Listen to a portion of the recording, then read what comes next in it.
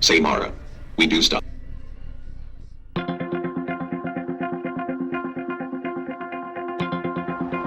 Central Mississippi Amateur Radio Association welcomes Florida.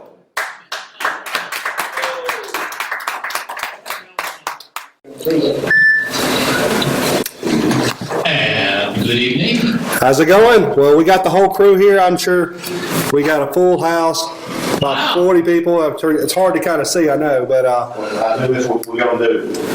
Central Mississippi Amateur Radio Association welcomes Florida. Ready? Central Mississippi Amateur Radio Association welcomes Florida.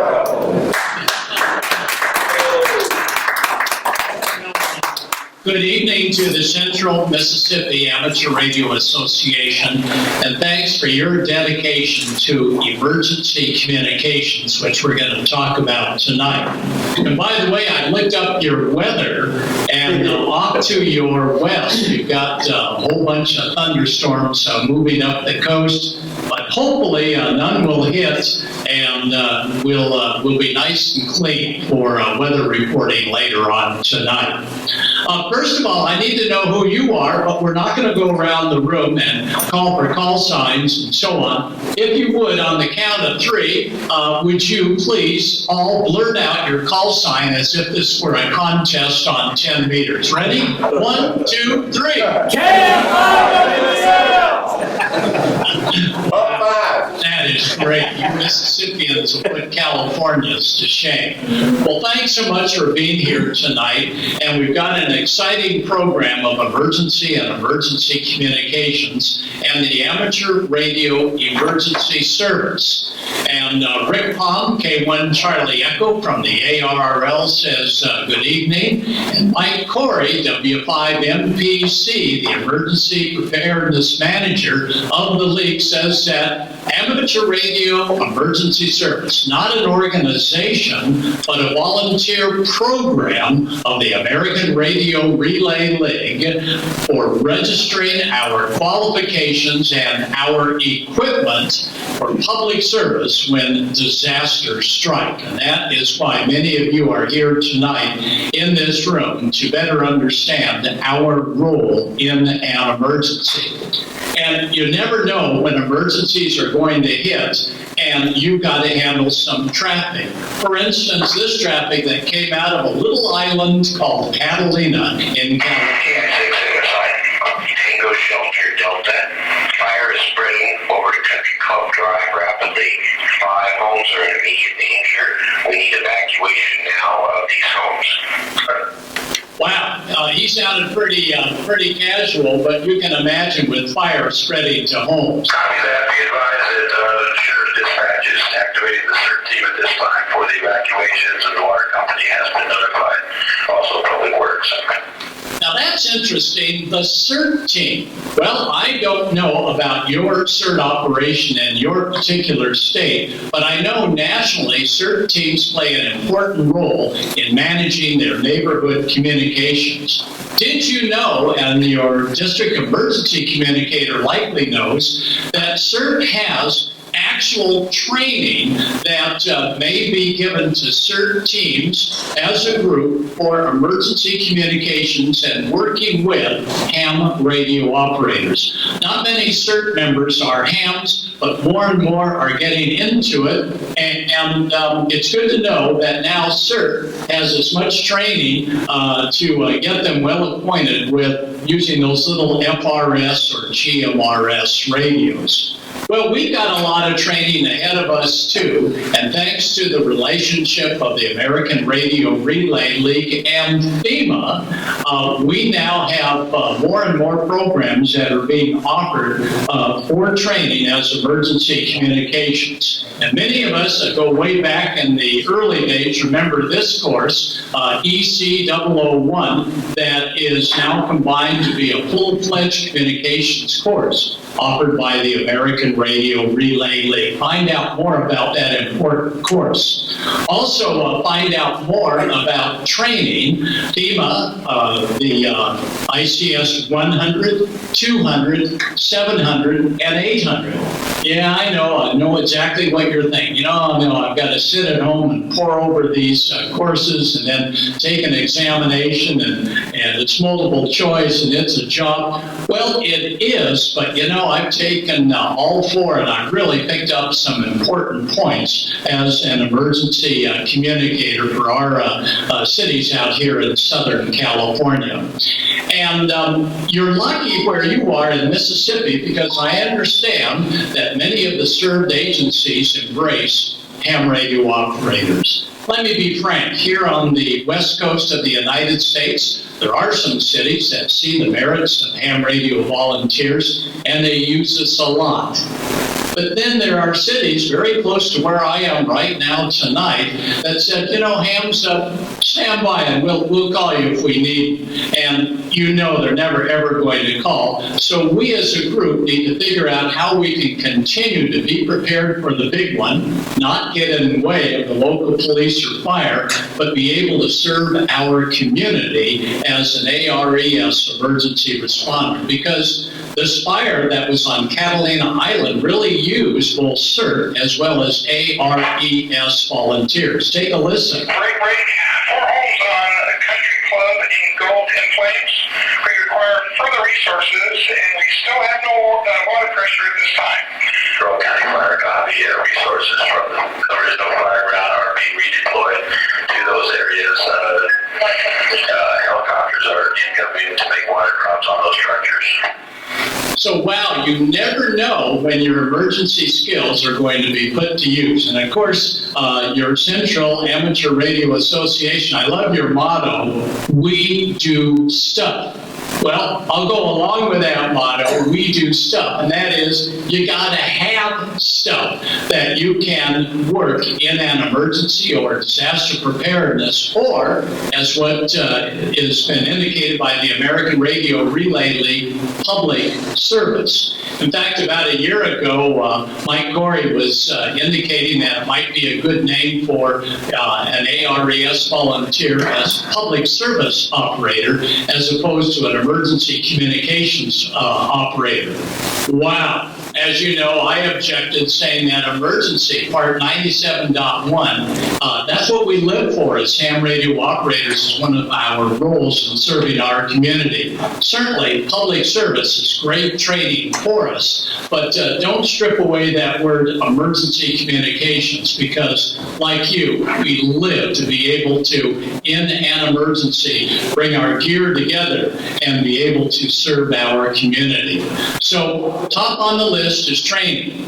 100, 200, 700, and 800 of the FEMA ICS courses. And second priority, of course, is with the American Radio Relay League's emphasis on ARES.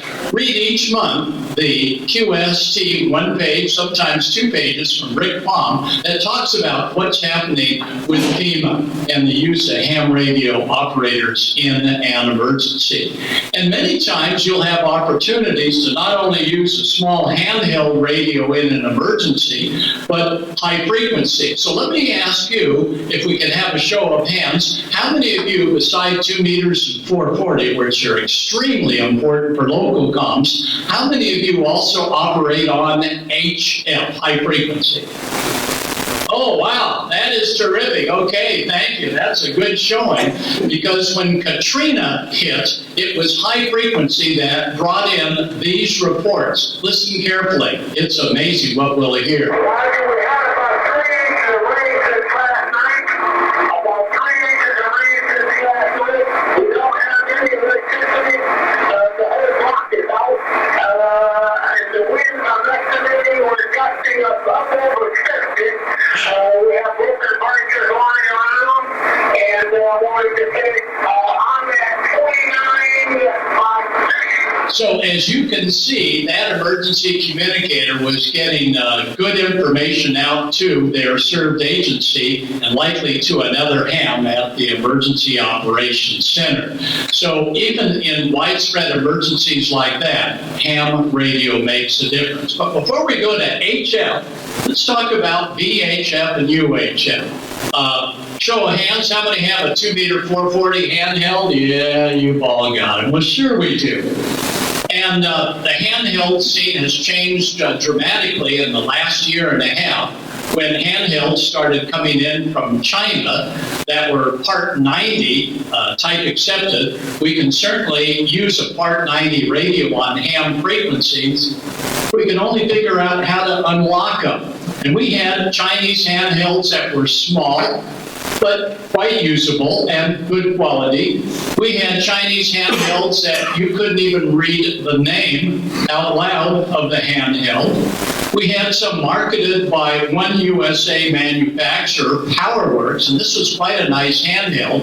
And PowerWorks did a nice job of getting that handheld adapted over to the ham bands. But for those that bought the Chinese handhelds and brought them in without the operating software to get them to program out of the business band the ham bands, they were stymied by a radio that ostensibly was locked down. So I have no problem, and I hope you don't either, with Chinese 4995 2-meter and 440 handhelds.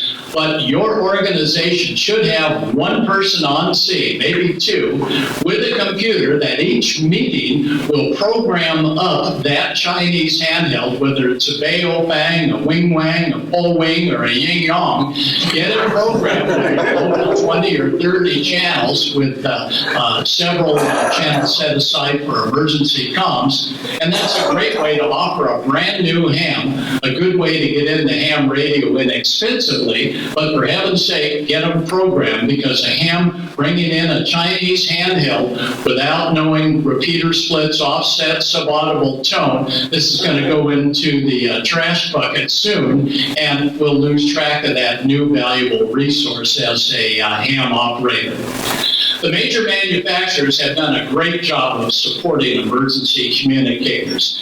And lately, I told Bob Heil we had quite a need for a headset that would be lightweight and would not be cumbered by a whole bunch of doodads that you would need to put together to have it work on a handheld.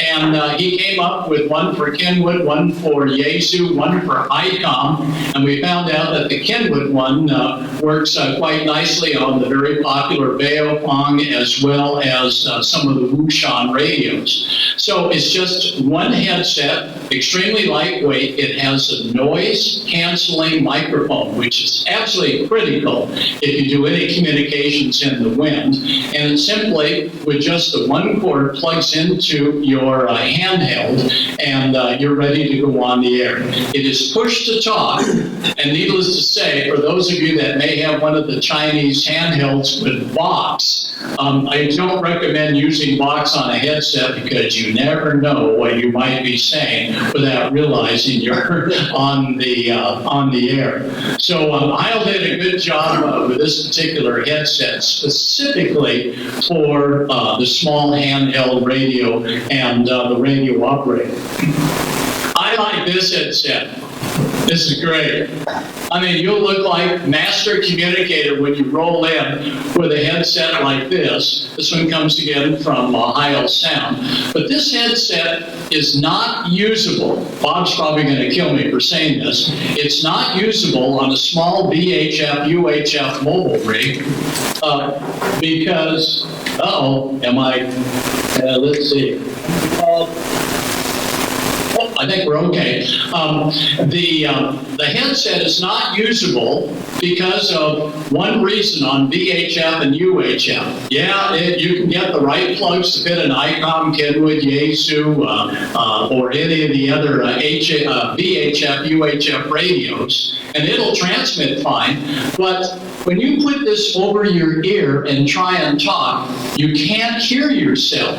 There's no feedback on a VHF, UHF radio. radio, so you constantly are removing one ear and it becomes a complete pain. But let me tell you, for high frequency, this is a great way to go, because on your high frequency radio, when you set up at an EOC, you'll keep the noise down, and that HF radio, like this one here, has a monitor control, and you'll be able to actually dial in and hear your own voice coming through both sides of the headset. So for that big, huge headset, great for HF, but it's cumbersome for the VHF, UHF mobile transceiver. All right, let's find out what the communicators are doing to support the National Weather Service in Slidell. Remember, during Hurricane Katrina, you folks were right there, and I respect all of you that took part in Katrina. Slidell had some real problems. Take a listen. Okay, I'm getting a report from Alpha Delta Papa. The National Weather Service in Slidell has lost all HF radio operations. Over. Wow, that was remarkable communications that only ham radio could provide, and that was a ham operator in Slidell that saw that the National Weather Service lost its console. And other hams in the area, wow, they were busy trying to stay calm, yet describe the wind conditions during Katrina.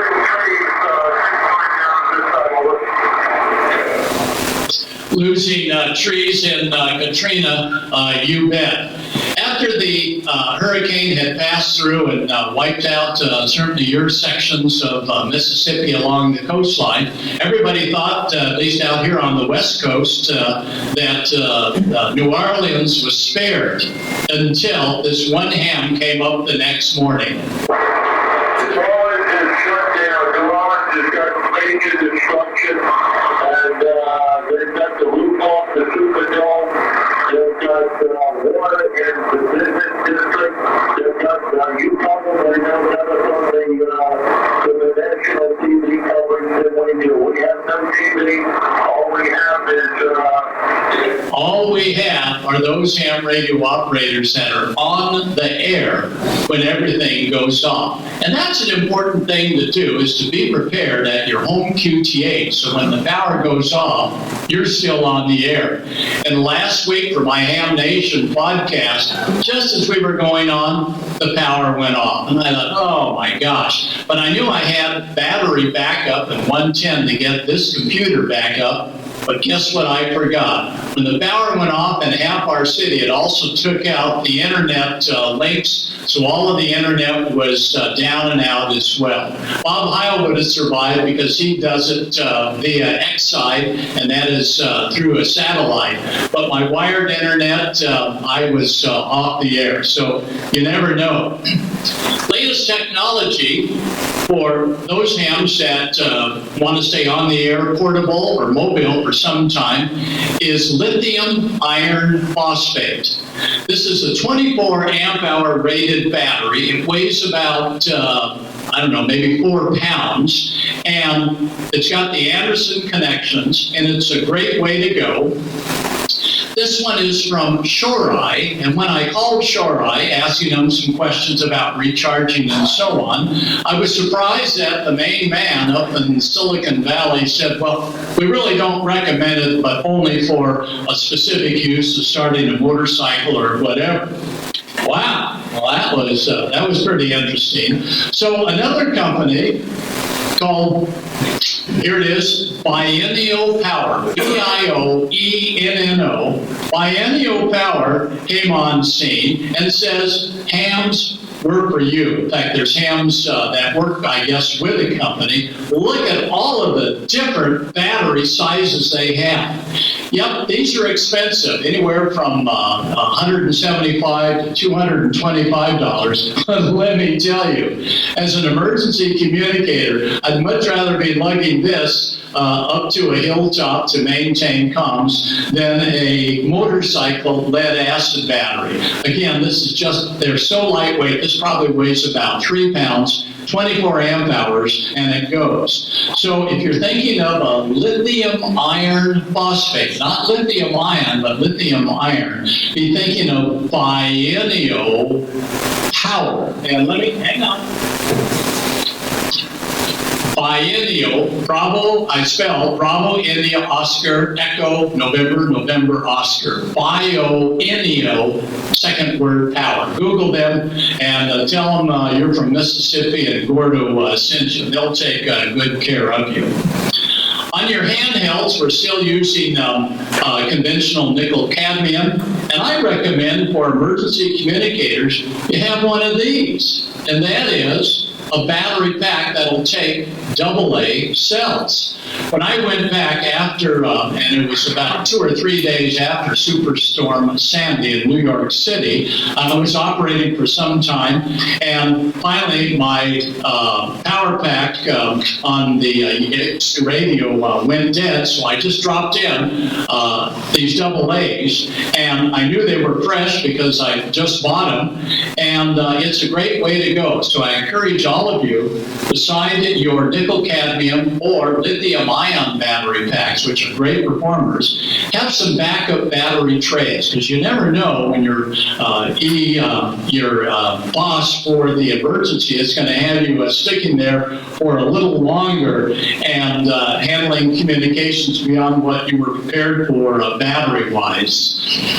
At Superstorm Sandy, as an emergency communicator, I saw hams doing something that I thought was fantastic. In areas of the downtown Staten Island area, they had no power, and the folks were without cell phone because their chargers weren't able to plug into anything, or many folks were swamped and they left with only their cell phone and not the charger.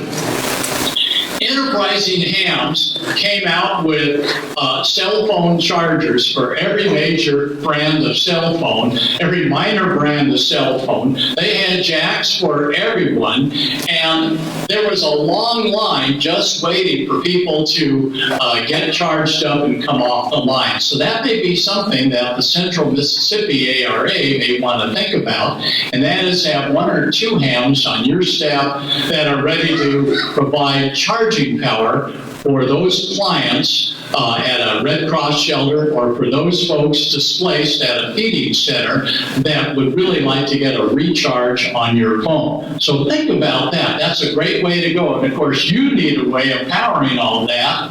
And again, the lithium iron phosphate battery is a great way to go.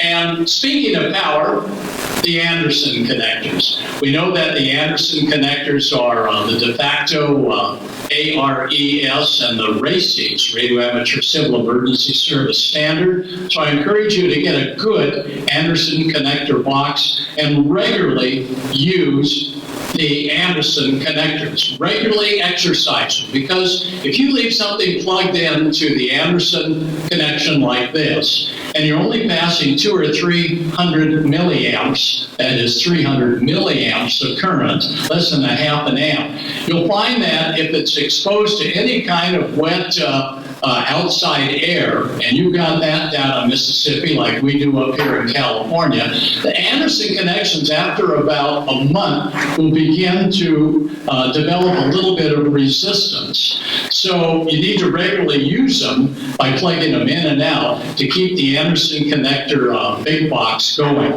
And I encourage all of you, get a professional, get a good one, in that we've now seen some import ones coming in from overseas, where when you unplug the Anderson connection, yikes, you pull the stuff right out of the circuit board on the inside. So go for a pro one, and you'll be set. Some great ones come out of just up the street there in Mississippi at MFJ and West Mountain Radio, PowerWorks, and many of the others. So get a good Anderson connector.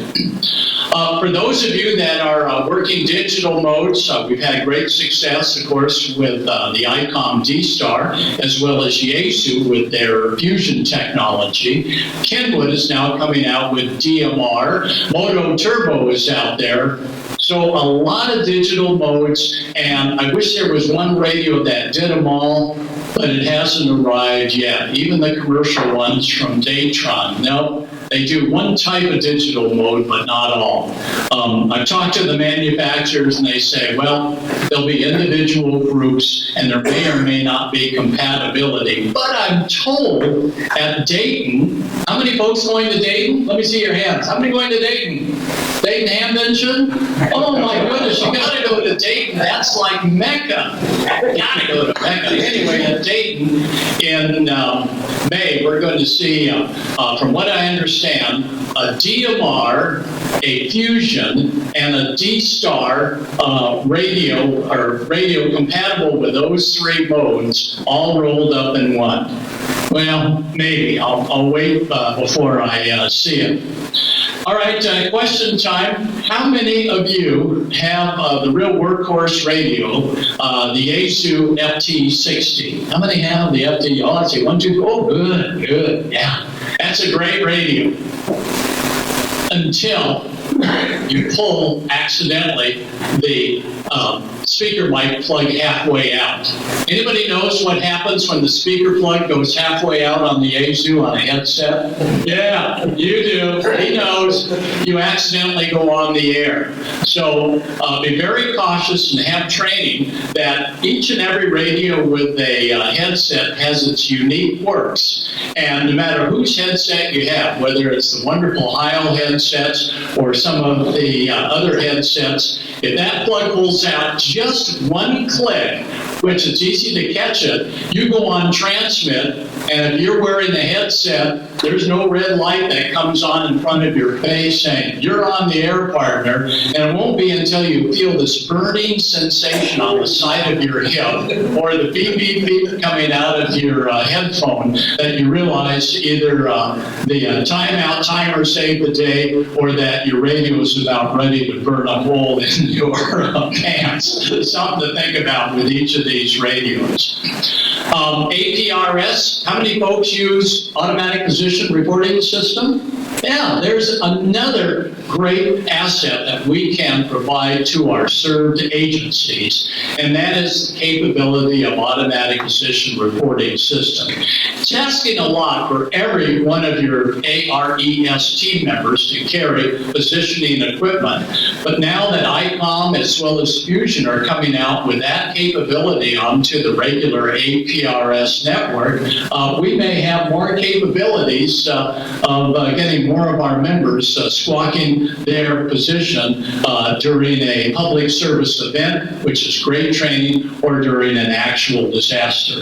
All right, back to natural disasters. Those of you down in Mississippi certainly know about hurricanes. We don't have hurricanes here in Southern California. We have earthquakes. But listen to this ham on high frequency talking about hurricanes to the National Hurricane. We are transferring information to the National Hurricane Center, and that helps the forecasters to predict landfall and tracking of the hurricane.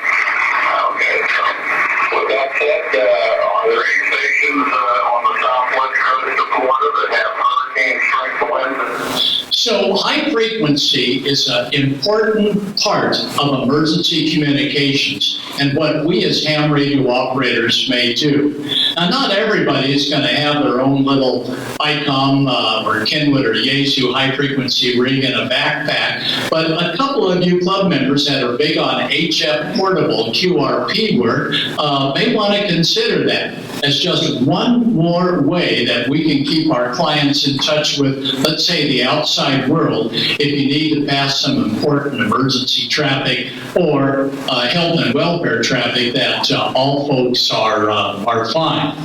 Well, certainly one of ham radio's biggest calamities and one of our nation's worst disasters was the 9/11 incident. And take a listen to this ham that this ham could not even talk. You could hear the sirens in the background and couldn't say a word. But when he finally did say it, you knew that there was something major happening that ham radio would play an important part of, and that, of course, was the Twin Towers.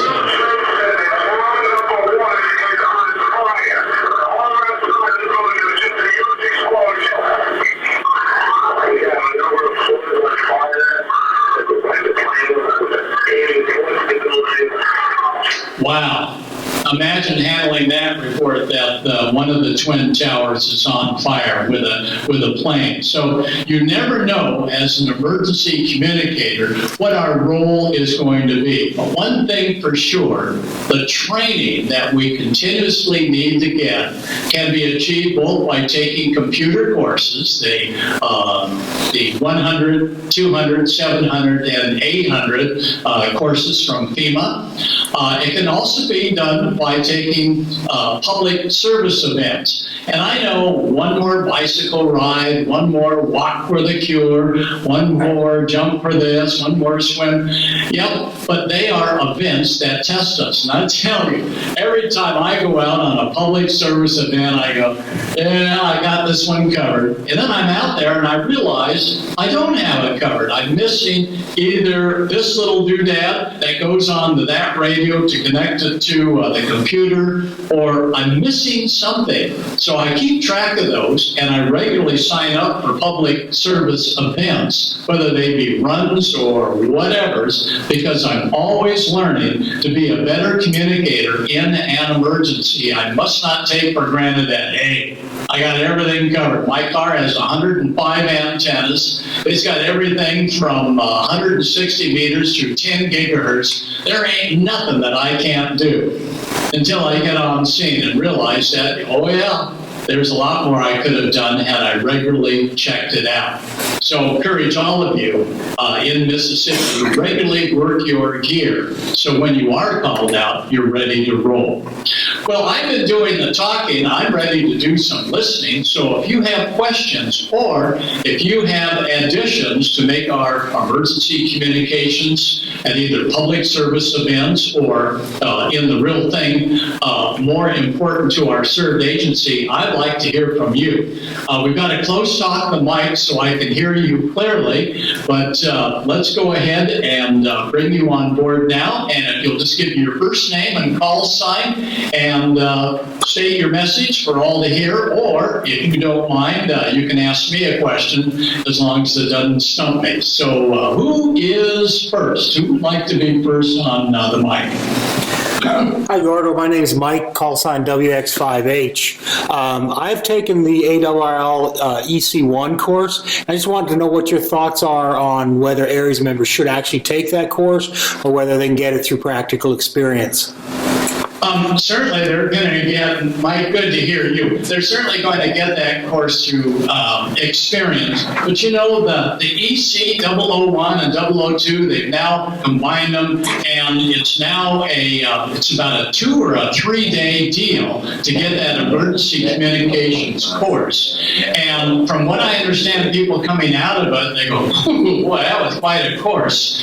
And I think it's good. I've not been to the new one. I've just done the small one. So the new EC, Emergency Communications course, that the league is offering, I think is good.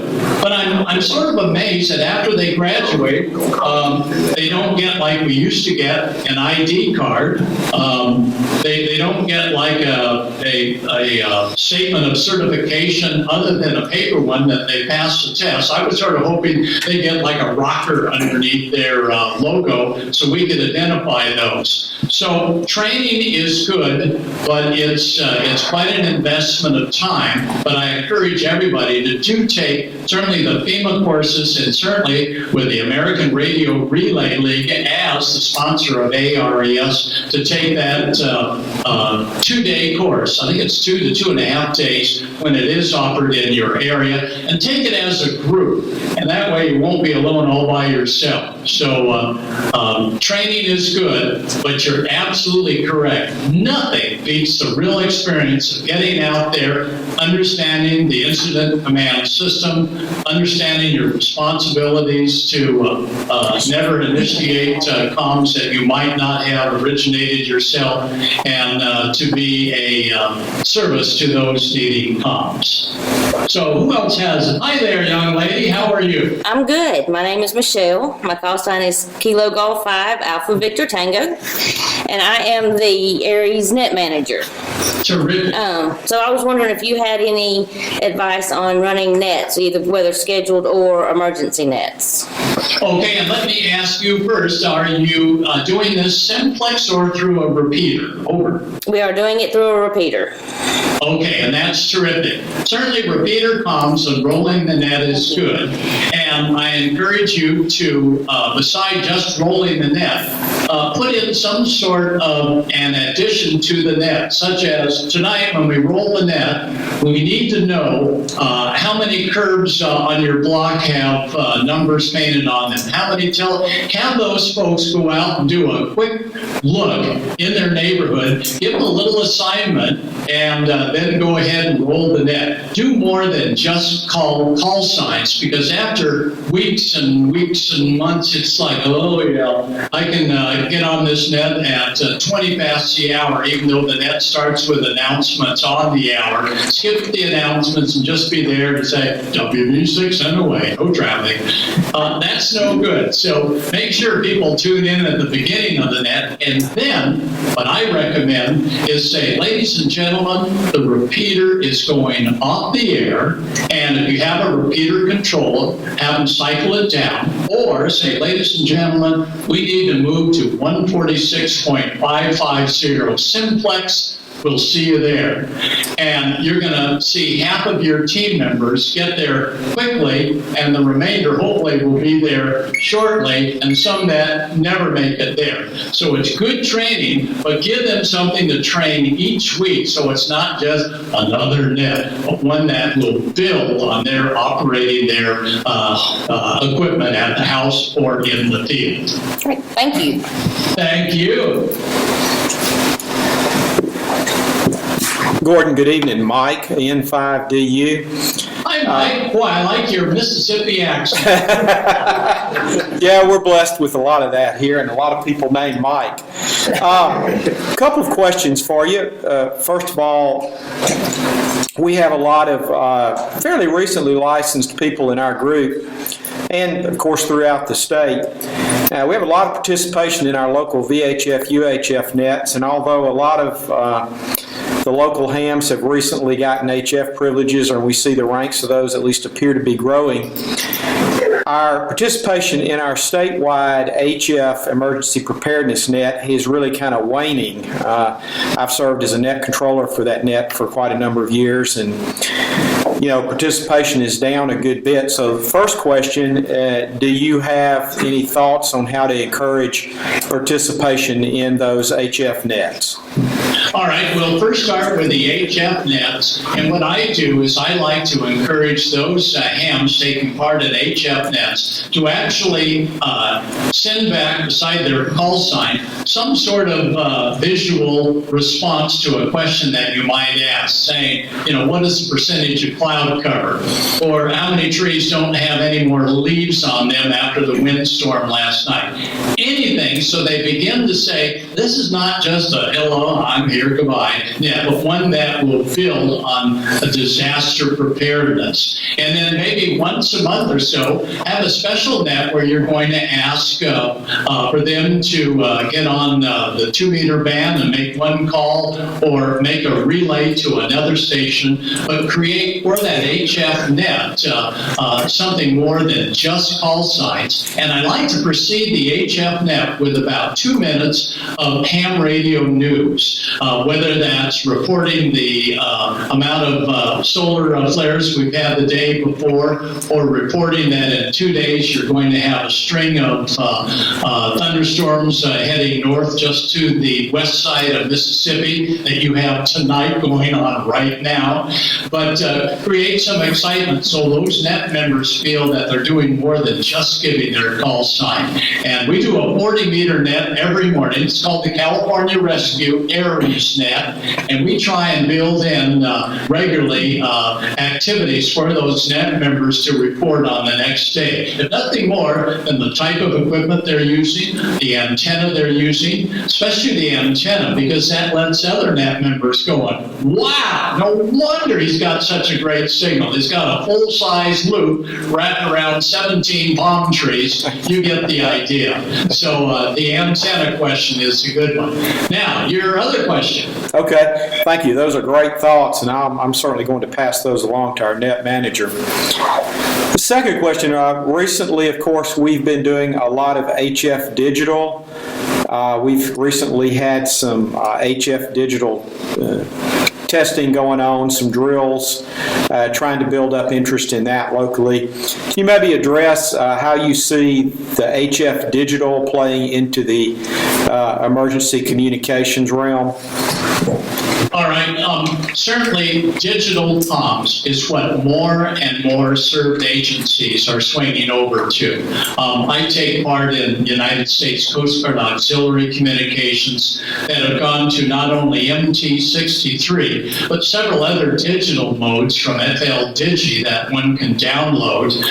One that's a brand new one to me. And these groups that are offering digital HF comms usually will have one leader of that net that will send to folks the program to download, FL Digi, and some of the other ones similar to that, and will serve as their instructor to get them on the air. Same thing with military affiliate radio service, MARS. No more Navy MARS, but Army MARS that many of us swung over to. They too are very heavy on digital. But we need to remember that not everybody's computer savvy and that we still need to have a voice component of it. But let me tell you, for passing messages from a served agency, they don't want messages handwritten and laboriously said over the air. They're looking for a high-tech ham that's going to come in there, download that traffic, possibly into a mask, and send it over the airwaves. Not necessarily 100% secure, but at least to the point someone listening in with just voice capabilities won't be able to decode it. So I think digital messaging on HF is important, but when the big one hits, many times the digital messaging goes out the door and it's back to good old voice comms.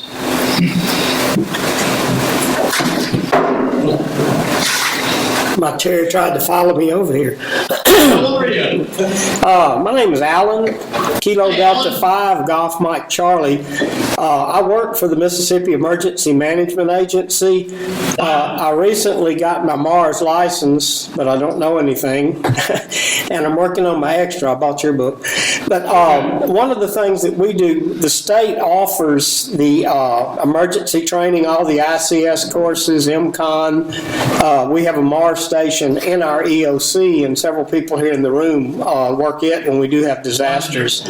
So just want to let you know that it's available, and for those of us here, it's on the MEMA website under training, and it lists all the trainings that we have. Well, that is terrific, and so good that you mentioned it, because I understand tonight's meeting is going to go to many different spots on the internet. Why don't you one more time tell them how to log in and get set for taking some of those important courses. Go ahead. Okay, you go to the MEMA, Mississippi Emergency Management Area website, which is msema.org. And there's a tab on there that says training. You click on it, and they have a training calendar. And there's also links to the Mississippi Office of Homeland Security, which they house the state calendar for all training, fire, emergency, law enforcement, and whatnot. Wow, well, that is terrific information. Well, thank you. And you know, it is so important that from the served agency, we have hams on board, as you are, because you facilitate the volunteerism that hams are able to serve with your agency. So we salute you for keeping ham radio operators busy with training, and when the big one hits, with real assisting during the emergency. So thank you so much for your assistance. Okay, I'm the state volunteer coordinator, and I'm also a Skywarn operator too, so we all work together. Thank you so much. Well, thank you, and that is just great. And you know, Skywarn, the American Red Cross, many of the other agencies, Salvation Army, all of them can train under FEMA as well as ARES. And this is good because it lets us all know the procedure when we go to the Incident Command Center and we take part in that. And just before I let this young man speak, let me just tell you about in Southern California, our big deal is not hurricanes, not tornadoes, but earthquakes. And if you listen here, here comes an earthquake report over here. Go ahead with the damage report on freeway. Right, 4 miles damage on the whole 5. There's quite a bit of buckling in 2 different places. And a lot of concrete up, so you gotta go through there really slow. Yeah, I would go through real slow with a lot of concrete falling on the freeways. Yes, sir. Hey, Gordo, Frank, K4 FMH. I know you, Frank. And we're so happy to have you here tonight. I've got really two questions. One is more kind of on the social side. What are some tips in keeping ARES teams motivated? You've given some things on nets and things like that to keep them engaged. But, as a group of people, how do you keep it fresh and motivated? All right. Well, some of the most successful ARES parties have been just that. They're antenna parties in the park, along with picnics and food. And you mentioned food, and hams definitely will be there. And it's a great idea to also bring along the XYLs because they make the great cooks. So I would recommend to regularly have outings where ARES members can bring their gear.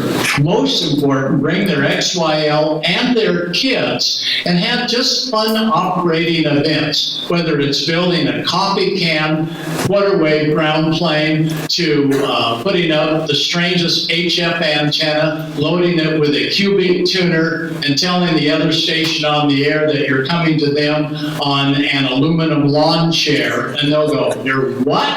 And this is fun, and it gets everybody involved, and it makes for a fun event. So with a little bit of radio mixed in, once a month, once every couple of months, a gathering of your ARES personnel for a social event like a picnic outside, but bringing into it some ham radio fun that you'll plan ahead of time and have everybody bring their aluminum chairs or their aluminum umbrellas and see who can get the best signal to another station downstream on 40 meters during the day. Hey, that sounds like our motto. We do stuff.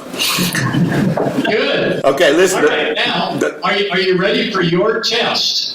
Okay, I've got one more question for you if I could. We got one more question before the test. Okay. You bet. Being a former professor, I'm good at the tricks on stalling before the test. I know them all. We just launched a mesh team, which is broadband, BBHN, and ham WAN. What's your perception of how that's been used in ARES? Well, I think the mesh network, and is that what you're speaking? Yes. Okay. I think the mesh network certainly holds promise. We use the mesh network in Quartzsite, Arizona for QuartzFest.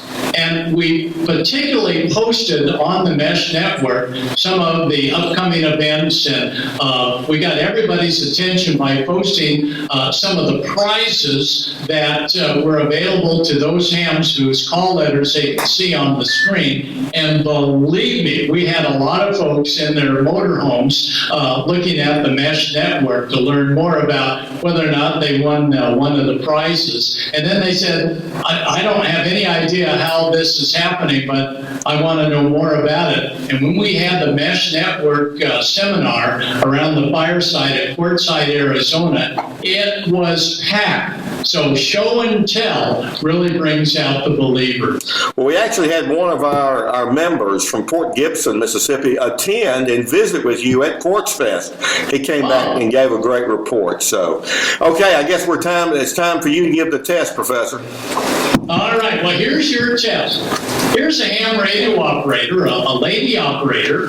It's about 4 in the morning, and a station calls in with emergency traffic, and the station says what the emergency traffic is only once. Let's see how many of you in the room can copy this emergency message on a warm morning in Southern California, about 5 in the morning. The repeater was wide open, nothing was happening, and then he called in. Freeway 10, and what section? South and westbound. You're 17, Did you get that? Who copied that? Eastbound and westbound, the bridges are down. South and westbound. You're 17, the bridges are down. Wow. Who would you call? Highway Patrol, State Police, Bureau of Land Management? All of you should have at your home station a list of phone numbers for an event like this. And here was a station calling in, well outside of her local area. She would not call 911, but rather she had a big directory of emergency agencies, and she called our local state highway patrol, and they go, what are you saying, ma'am? And she says, a report from a ham that the bridges are down. This was the devastating North Bridge earthquake that struck Southern California and struck in areas that we didn't think were affected, and we heard that. They said the quake was felt first in Westchester, then it was felt a few seconds later in Thousand Oaks. Whoa, now that's interesting. Imagine talking with a ham who says that we just had a huge earthquake and you're still maybe 200 miles away on 75 meters. You're going to feel it because earthquakes don't travel at the speed of light. They travel about 400 miles an hour. So in Southern California, listen to what we listen to for earthquakes. Ready? I'll turn up my volume. Listen carefully. Here it comes.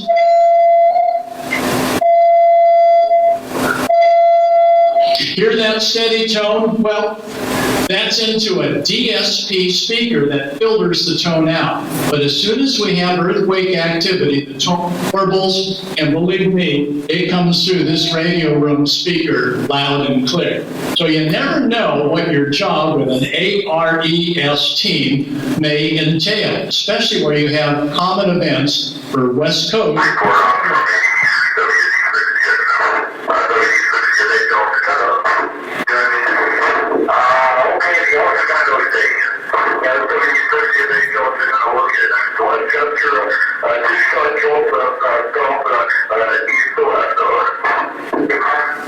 Wow, so you never know.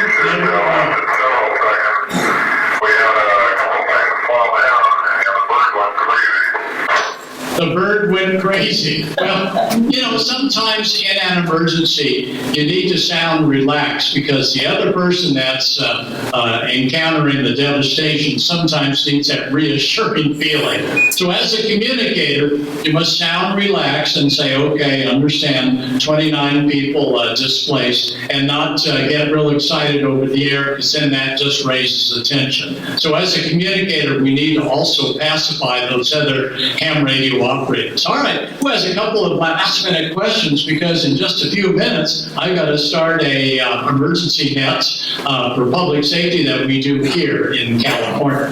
So let's take a couple more. All right, here he comes. He's got a good-looking jacket. Oh, he's got the logo. Mississippi State. There you go. Okay. Mr. West, Yes, sir. my name's Mike, Whiskey Mike 5 Alpha. Yes, sir. It's certainly an honor to have you here. I am the RACES officer for Rankin County, and to my knowledge, I'm the only RACES person in Rankin County. What do I need to do to build that to? RACES, of course, is a civil organization that is under the government. And do you report as a RACES member to your county or your city level or state level? County. I was appointed by the emergency manager for Rankin County. Right. Well, as a RACES member for the county should have a program if that county is interested in getting ham radio operators truly involved with supporting communications that during a widespread emergency they might not be able to get to, such as counting the number of or checking on or something like that the county normally would not be sending responders to. So your main job is to convince the county that they need to get behind the radio amateur civil emergency service and promote it and bring in the ham radio operators interested in serving that county. But county many times, especially out here on the West Coast, have seen the hams come up and they come up in Levi's and they got mustard down their shirt and they got a hat with 7 antennas coming out and they go, no, I don't think so. So you've got a job to do to overcome what they perceive as, ham operators. We won't need them. You've got to build a case where they may need you, and you may find that some of your ARES members will enjoy working with the county if, and let me ask you, do they give you a uniform and do they make you feel wanted, or are you a one-man team? Right now, it's a one-man team, but we need to try to grow it, and I'm not so much interested in the uniform. We have our club logos on our shirts here that some of us have. We do, as an ARES team, have a stipulation that if we are to go to the EMA or the emergency EOC, that we will be dressed appropriately. I mean, it's in our bylaw, not our bylaws, but our emergency plan. So we're trying to grow it, but I was just curious as to what direction I needed to go to get our RACES team in order. Yeah, the RACES organization at the county level and at the state level is very official, and many times they cannot call up their ham radio operators to bring them in to handle comms until they get permission all the way up the chain of command. And by the time they finally get permission, the event is months over with. So it's a tough job that you have. But once you begin to find that one county person that works for the county that's also a ham operator and interested in working with volunteers, buttonhole that ham and tell them, how can we get this going in our particular municipality? Okay, appreciate that. All right, good luck. Don't give up. Know that ARES, we're good to go in that ARES is much more relaxed in what we can do, including with permission of your DEC, to be able to deploy to an area of an emergency if you have standing orders that might call for folks to go to a specific location for skywarn duties and so on. Whereas with the county RACES, you're only authorized to do certain things, and they're quite strict, at least out here on the West Coast. All right, let's take a couple more, Okay. and then I've got to get ready to do that. Gordo, listen, I listened through the online web SDR in Sedona, Arizona, in the morning on your California Rescue Net, and it's always very, very enjoyable. Oh, wow, I didn't know we made it all the way to Mississippi. Oh, hey, we've got the internet.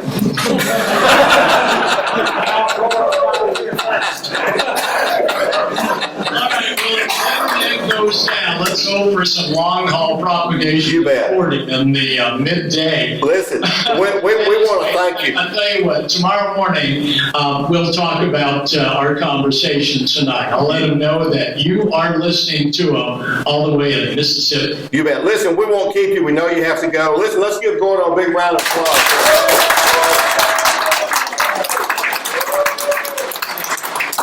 Great time tonight. My wife, Susie, M6 Golf Lima Foxtrot, says hi. And to all of us on the West Coast, we got our earthquake monitor monitoring. Nope, no quake yet. So we'll hear you on the airways, and thank you all from the Mississippi in turning out tonight for this great get-together. Thank you all, and I've learned a lot from you as well. All right, it's pickle time, Gordo. Yeah, I have them plug that into 110 and watch the fireworks. All right, 17. See you later, kid.